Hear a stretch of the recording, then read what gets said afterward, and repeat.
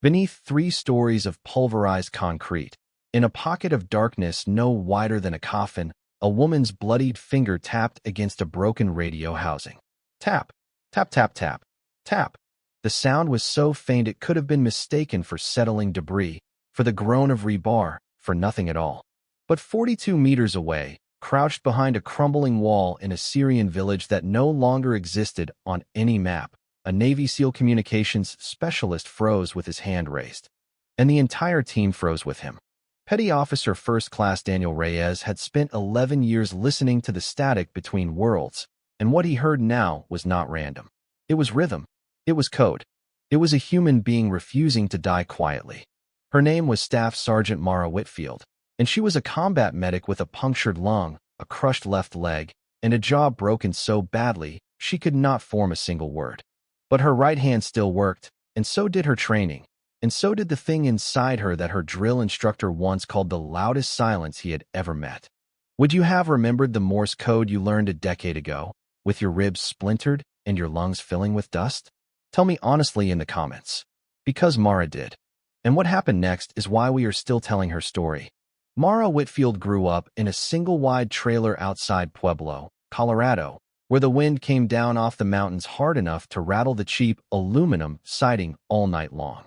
Her father had been a corpsman in the First Gulf War, and when he came home, he brought with him a quietness that filled every room he entered. A quietness that her mother eventually could not live inside of any longer. By the time Mara was 12, it was just the two of them, and her father's way of raising a daughter was to teach her the things he believed kept people alive. He taught her how to tie a tourniquet using a belt and a screwdriver. He taught her how to read the difference between a sprain and a fracture by the way a person held their breath. He taught her Morse code on slow Sunday afternoons, tapping it out on the kitchen table with the back of a pencil while she ate cold cereal. Because he said that one day the words might leave her, but the rhythm never would. She thought he was being strange. She thought he was being a veteran, which in her teenage mind meant the same thing. She did not understand, not yet, that he was passing her a key she would not need to use until she was buried alive on the other side of the world. School was a thing she endured rather than enjoyed. She was not the smartest student in her class, but she was the most stubborn, and her biology teacher, a former Army nurse named Mrs. Halverson, saw something in her that nobody else had bothered to look for. Mrs. Halverson lent her textbooks she could not afford and stayed after school to walk her through anatomy until the names of the bones and the muscles became as familiar as the names of her cousins. When Mara graduated, there was no money for college, and there was no future waiting for her in Pueblo that did not look exactly like the one her mother had run from. So on a cold morning in February, with her father standing in the doorway of the recruiter's office looking equal parts proud and broken, she signed her name on the line that would send her to naval boot camp. He did not tell her he loved her. He told her to keep her hands clean and her head down, and when she hugged him, she felt how much weight he had lost in the last year. And she promised herself she would come home before he could not recognize her anymore. She did not yet know she would become a hospital corpsman, attached eventually to a Marine Special Operations Unit. She did not yet know that the gentle hand she had inherited from a grandmother she barely remembered would one day hold the lives of men twice her size. She only knew that the bus to Great Lakes was leaving at dawn, and that she had decided, for the first time in her life, to leave before the wind could push her. Boot camp broke her 3 different ways before it began to put her back together. She was not the strongest woman in her division, and she was not the fastest, but she discovered something during those 8 weeks that would define the rest of her career, which was that she could absorb pain the way dry ground absorbs rain. While other recruits collapsed weeping after the gas chamber, Mara walked out coughing and asked when the next evolution started. While others fell out of runs, she ran with a stress fracture for 6 days before a medic finally ordered her into a boot, and even then she begged to stay with her division rather than be recycled. Her senior chief, a woman named Petra Olson who had served 23 years in the Navy and looked like she had been carved out of basalt, pulled her aside one evening after taps. She told Mara that there was a difference between toughness and stupidity, and that the Navy needed the first kind and buried the second kind, and that Mara was going to have to learn which one she was before someone else figured it out for her. It was the first real lesson in leadership Mara ever received, and she carried it with her into hospital corps school in San Antonio, where she finished in the top 10% of her class, and then into Field Medical Training Battalion at Camp Pendleton, where she earned the green side cover that meant she would serve with the Marines. The Marines did not make it easy on her. The platoon she was assigned to in 29 Palms had not had a female corpsman before, and there were men who tested her in ways subtle and unsubtle, who watched to see if she would crack, who made jokes she pretended not to hear because she knew that reacting would cost her more than ignoring. She earned them slowly, the way trust must always be earned, by being the first one up in the morning and the last one to eat at chow. By carrying her own gear and never asking for help she had not first tried to provide to someone else. She learned the names of every Marine's wife and every Marine's mother, because her father had once told her that a corpsman who did not know who waited at home for her patients was only half a corpsman. When the unit deployed to Helmand on her first tour, she was 22 years old and she weighed 131 pounds, and on her third week in country, she carried a 200-pound Lance Corporal named Bryant out of a poppy field with a sucking chest wound, and she kept him alive long enough for the medevac to land. And she did not cry until 3 days later when she was alone in the latrine and she realized that her hands had finally stopped shaking. The Marines stopped testing her after that. They started calling her Doc, which is the highest title a corpsman can hold, and which is given, never taken. By the end of that deployment, she had treated 47 combat injuries, lost 2 patients she still saw in her dreams, and learned that the worst part of the job was not the blood. The worst part was the names. You always remembered the names. 6 years and 3 deployments later, Mara was a staff sergeant in everything but title, a hospital corpsman first class with a combat action ribbon and a Navy Commendation Medal with V-device.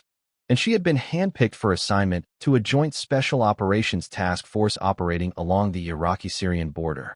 The men she worked with were Marine Raiders and Navy SEALs, and the missions she went on were not the kind that ever made the news. She had stopped counting deployments by then. She measured time instead in the gray hairs at her father's temples during their video calls, in the way her old high school friends posted photos of children she would never meet, in the slow erosion of the part of her that had once believed there was a hard line between good and evil in the world. She had seen what happened to villages when ISIS came through them, and she had seen what happened to ISIS fighters when her team caught up to them, and she had stopped pretending that any of it was clean. What she had not stopped believing in was the people on her left and her right. The task force she belonged to that final deployment was a tight unit of 23 operators and support personnel. And the team leader was a SEAL Master Chief named Kowalski who had eyes the color of winter sky and a habit of remembering exactly what every member of his team had said to him in their first conversation. He had told Mara, on the day she joined them, that he did not care that she was a woman and he did not care that she was a corpsman from the Marine side. He cared only that she could keep his men alive, and that if she could do that, she would never have to ask him for anything twice. She had nodded and said yes, Master Chief, and she had spent the next 9 months proving him right.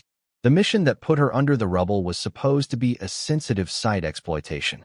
A high-value target had reportedly used a particular building in a particular village as a logistics node for foreign fighters moving through the region, and the task force was inserted by helicopter at 0300 to clear the structure and recover whatever intelligence remained.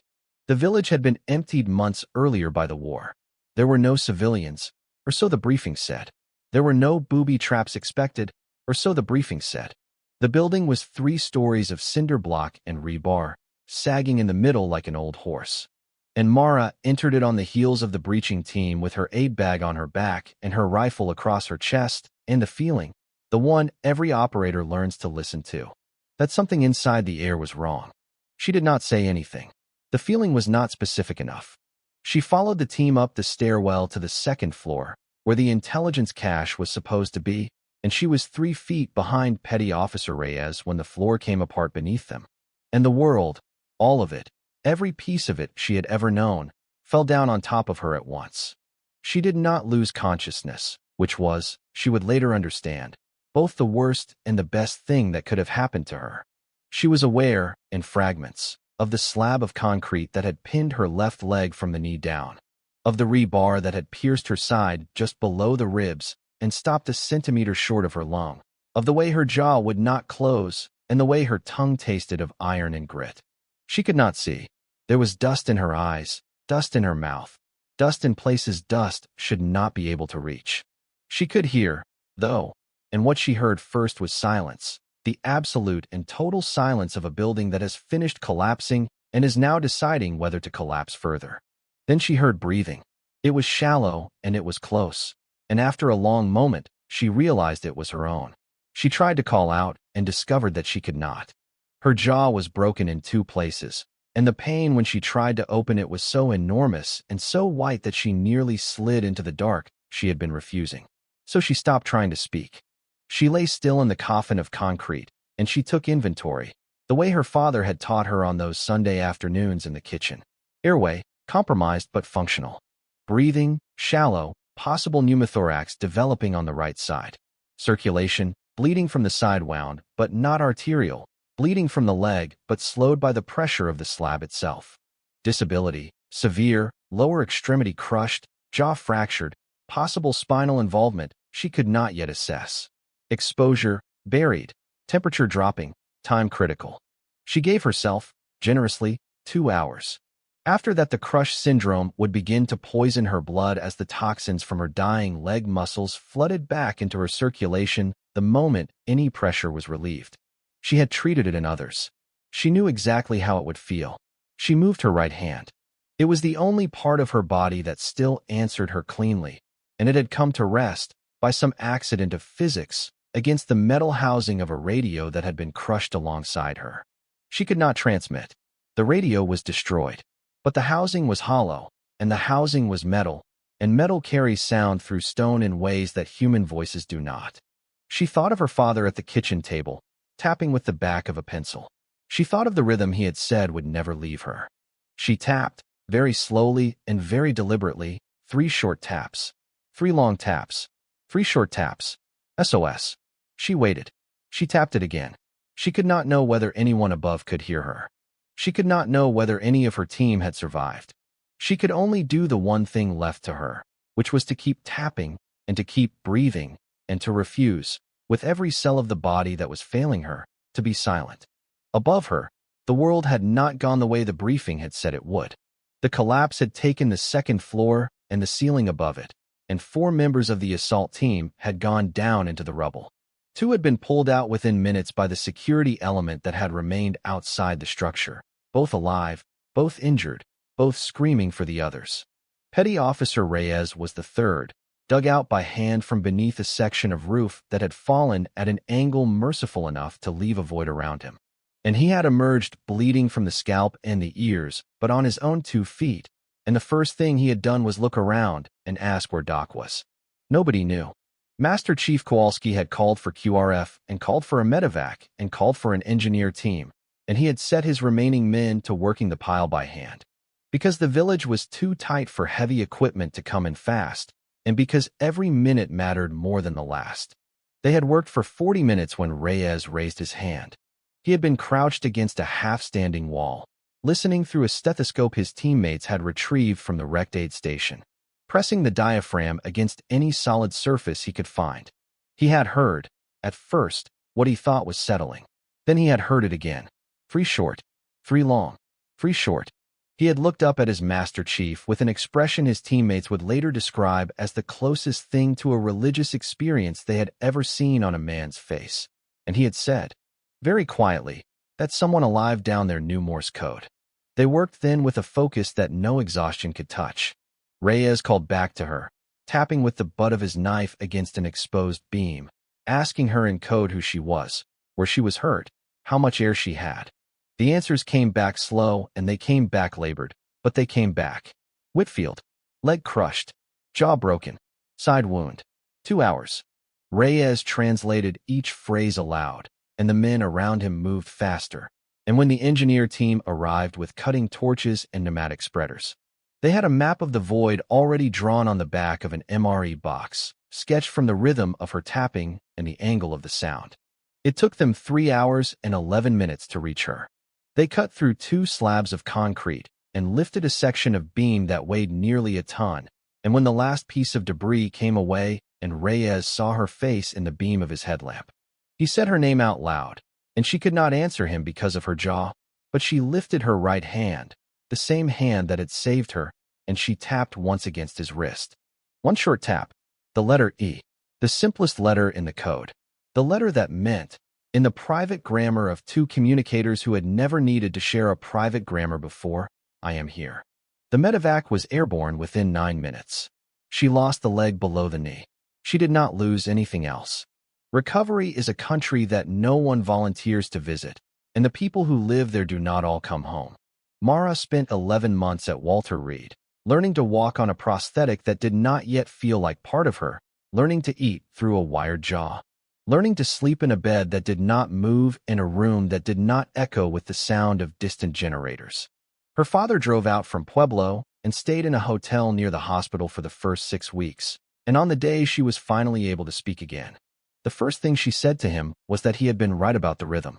He cried then, in a way she had not seen him cry since her mother left, and he held her hand without speaking, and she understood, for the first time in her entire life, what it had cost him to teach her the things he had taught her. She had thought it was discipline. She understood now it had been love, the only kind he knew how to give. The Navy offered her a medical retirement, and she took it, because the leg would not allow her to operate the way she had operated before, and because she had decided somewhere in the long nights of physical therapy that her war was finished. But she did not stop working. She enrolled in nursing school on her GI Bill, and she finished her bachelor's degree in 2.5 years, and then she went back to Walter Reed, this time as a civilian trauma nurse. And she began to take care of the men and women who came home the way she had come home. She told them, when they were ready to hear it, what her father had told her. She told them that the things they had survived were not the end of them. She told them that the rhythm of who they had been before would come back, if they let it, and that the rhythm of who they would become was already beginning, even when they could not yet hear it.